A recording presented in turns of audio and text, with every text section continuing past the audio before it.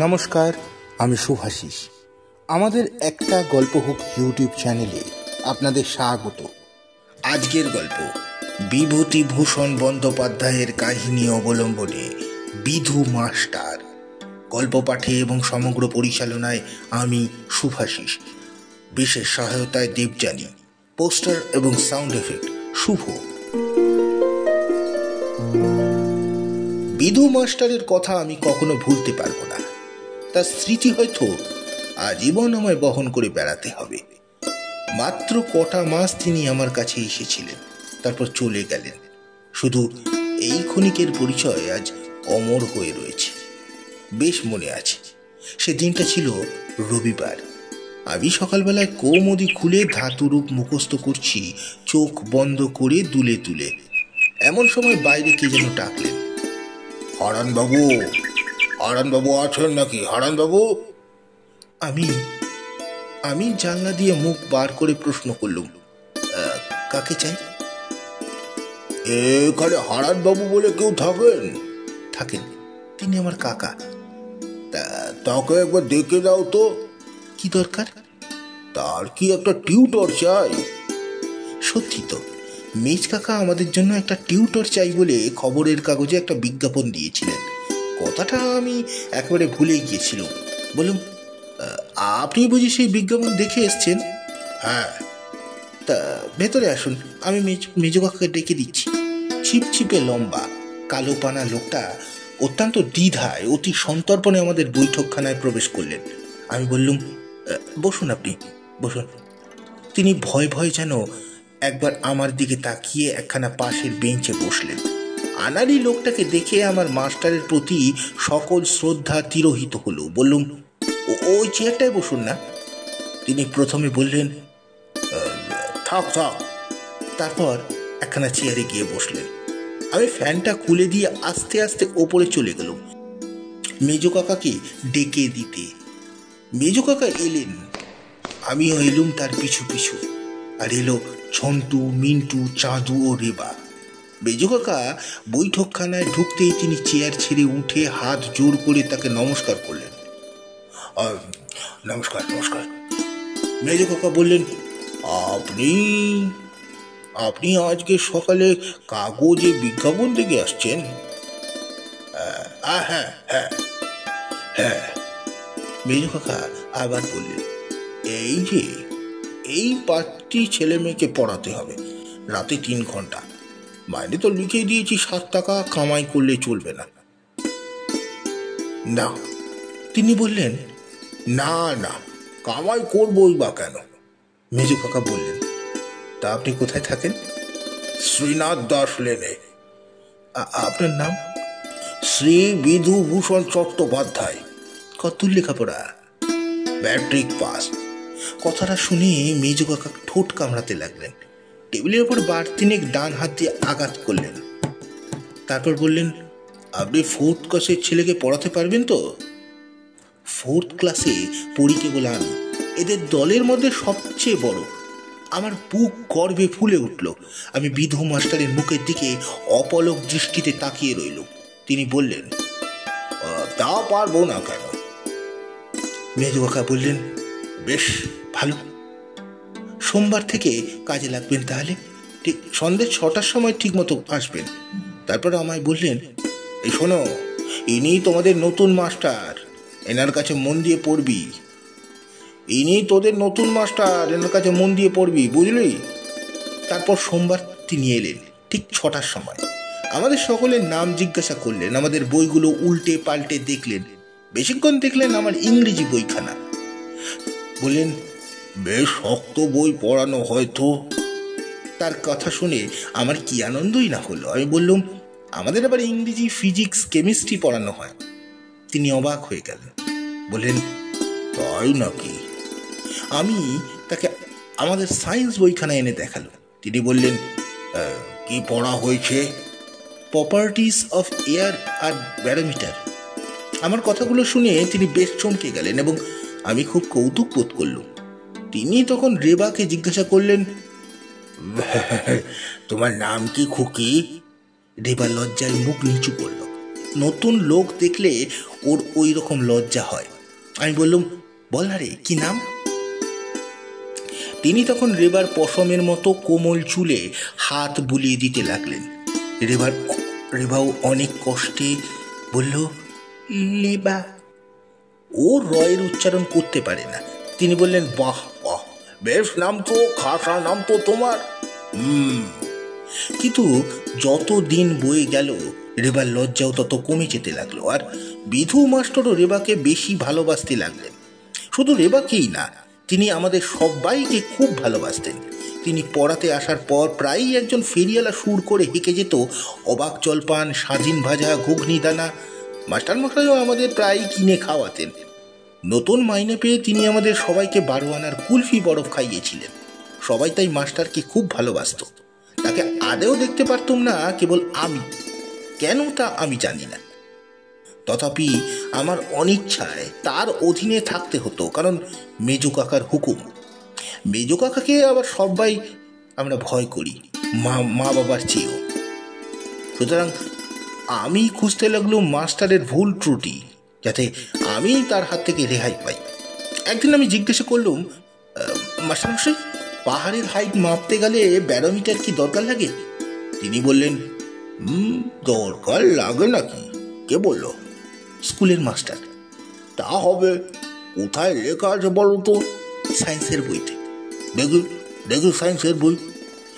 আমি তার হাতে বইখানা তুলে দিয়ে বললুম, কিছুই বুঝতে পারিনি মাস্টারমশাই। তিনি বইয়ের পাতা খুলতে খুলতে বললেন, বেশ বুঝিয়ে দিচ্ছি। কিন্তু আমায় বোঝানো তো দূরের কথা, নিজেই হয়তো সেই ইংরেজি অংশটার সঠিক অর্থ হৃদয়ঙ্গম করতে পারলেন না। অগত্যা অনেকক্ষণ ধরে তর্জমা করে দিলেন। তারপর জিজ্ঞাসা করলেন, বুঝতে পেরেছ? আমি বললাম, কিচ্ছুই না। তিনি বললেন, তোমার এই বইখানা আমি বাড়ি নিয়ে যাচ্ছি, এবার ভালো করে পড়ে দেখে বুঝিয়ে দেবো। বইখানা নিয়ে গেলেন। সত্যি সেটা আমায় ফিরিয়েও দিলেন যথাসময়, কিন্তু আমার প্রশ্নের কোনো উত্তর দিতে পারলেন না। কথাটা কাকাকে বলতে তিনি বললেন, আচ্ছা, কেমন পড়ায় তা আমি দেখছি। পরের দিন থেকে তিনি আমাদের কাছে বসে পড়া শুনতে লাগলেন। মাস্টারমশাইয়ের পড়ানোর তিনি প্রায় ভুল ধরতেন। হয়তো তিনি বলতেন, লুসি গ্রের শেষ স্ট্যান্জা দুটো আরো বিশদভাবে বুঝিয়ে দিন। লুসি গ্রের শেষের স্ট্যান্জাগুলো ভালো করে বিশদভাবে বুঝিয়ে দিন। ওই যে, o'er rough or smooth, she drifts along and never looks behind and sings a solitary song that whistle in the wind. এর ভাবার্থটা ভালো করে বুঝিয়ে দেওয়া উচিত। বুঝেছেন কি না? এইসব ক্ষেত্রে মাস্টারমশাই কোনো কথা বলতেন না। বড় একটা কাকাকে তিনি বেশ সমীহ করে চলতেন। তিনি বড় একটা বুদ্ধির অঙ্ক কষতে পারতেন না। একদিন কাকার সামনে তিনি একটা অঙ্ক এক্স দিয়ে কষছিলেন। কাকা বললেন, সব গোলমাল হয়ে গেল মাস্টারমশাই। তিনি বললেন, কেন? কাকা বললেন, ও অঙ্ক তো অ্যালজেব্রার প্রসেস অনুযায়ী আপনি করতে পারবেন না। যাই হোক, তিনি কোনো উপায়ে অঙ্কটা বুঝিয়ে দিতে পারলেন না। তিনি চলে যাওয়ার পর কাকা বললেন, মাস্টার তত সুবিধে নয়। এমন সময় বিশ্বকর্মা পুজো এলো। আমরা বললুম, মাস্টারমশাই, আমাদের ঘুড়ি লাটাই কিনে দিতে হবে কিন্তু। তিনি রাজি হলেন, কারণ তিনি সম্প্রতি মাইনে পেয়েছিলেন। তিনি আমাদের সেন্ট জেমস স্কোয়ারে দক্ষিণ কোণে একটি মনোহারি দোকান থেকে 1 টাকার প্রায় ঘুড়ি লাটাই কিনে দিলেন। কিন্তু আমাদের তিনি যা কিনে দিতেন সে সম্বন্ধে কাউকে কিছু বলা নিষেধ ছিল। এসব লুকিয়ে লুকিয়ে আমাদের দিতেন। এবার জন্মদিনে তিনি 3 টাকা দামের একটি কলের রেলগাড়ি কিনে দিয়েছিলেন। তিনি বলেছিলেন, কাউকে যেন বলো না গুণাক্ষরে। বিশ্বকর্মা পূজার দিন 4 পর একদিন শ্রীনাথ দাস লেনের মাস্টার মশাইয়ের সঙ্গে দেখা। আমি নমস্কার করলাম। তিনি বললেন, এই যে পিন্টু, যে কোথায় চলেছ? আমি বললাম, আপনি কোথায় থাকেন মাস্টার মশাই? তিনি বললেন, এইখানে। চলুন না দেখে আসি। কি জানি কেন মাস্টার মশাইয়ের বাড়ি দেখার জন্যই আমি অত্যন্ত উতলা হলো। তিনি দ্বিধায় আমায় নিয়ে গেলেন তার অপূর্ব গৃহে। টিনের চাল দেওয়া একখানা মেটে বাড়ির দোতলার ছোট্ট ঘরে থাকেন। সরু ভাঙা সিঁড়ি দিয়ে ওপরে উঠতে ভয় করে। ফালি বারান্দাটা মানুষের ভারে সামান্য কাঁপে। আস্তে আস্তে তার পিছু পিছু তার ঘরের দিকে গেল।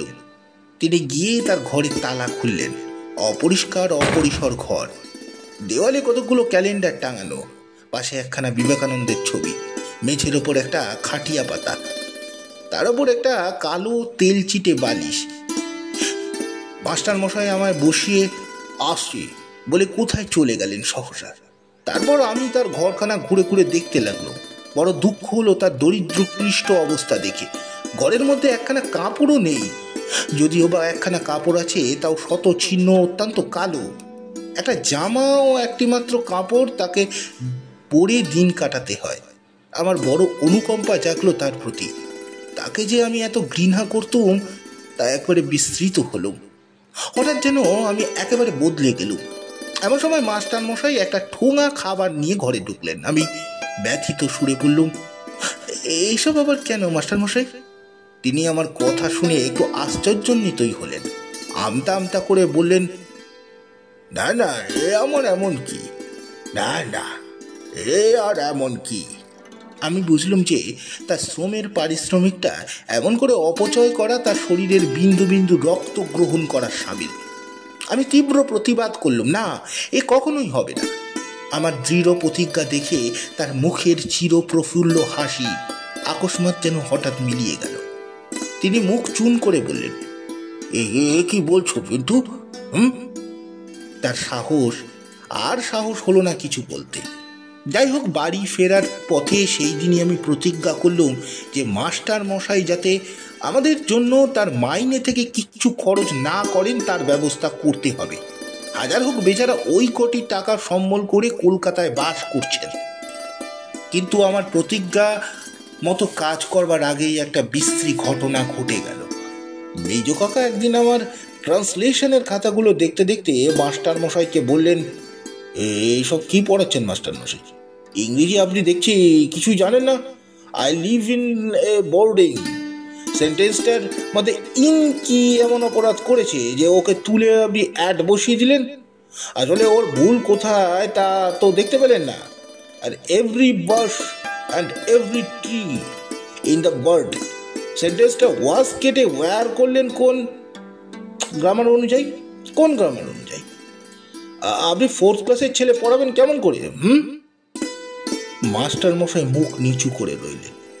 আর আমি ভাবতে লাগলাম ভাবি বিপদের কথা। মেজ কাকা বললেন, না তাই বলি, ছেলেরা এত খারাপ হয়ে যাচ্ছে কেন? পিন্টু তো হাফ ইয়ারলি প্রোগ্রেসটা রিপোর্টটা নিয়ে তো। আমি ভয়ে ভয়ে আমার প্রোগ্রেস রিপোর্টটা নিয়ে এলাম। মেজ কাকা দেখলে বললেন, কি বিশ্রী রেজাল্ট, ইংরেজিতে ফেল, আর সবের রগ ঘেঁষিয়ে পাস করেছে। এরপর আপনাকে রাখতে আমি সাহস করি না মাস্টার মশাই, তাহলে ওদের পায়ে কুড়ুল মারা হবে। আমরা অন্য মাস্টার দেখব। আপনার বাকি মাইনেটা 2 তারিখে নিয়ে যাবেন। মেজ কাকার কথায় মাস্টার মশাই একটা প্রতিবাদ পর্যন্ত করলেন না। নীরবে নিঃশব্দে পদক্ষেপে প্রস্থান করলেন। আমি তার মুখের দিকে তাকাতে পারলাম না। এর জন্য দোষী তো আমি তো মাস্টার মশাইয়ের ভুলগুলো মেজ কাকাকে বলিয়ে বলে তার মন একবারে চটিয়ে রেখেছিল। আমি অপরাধীর মতো বসে রইলুম মুখ নিচু করে।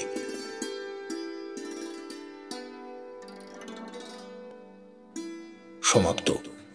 গল্পটি আপনাদের কেমন লাগলো অবশ্যই জানাবেন। গল্পটি ভালো লাগলে লাইক, কমেন্ট, সাবস্ক্রাইব ও শেয়ার করতে ভুলবেন না। নমস্কার।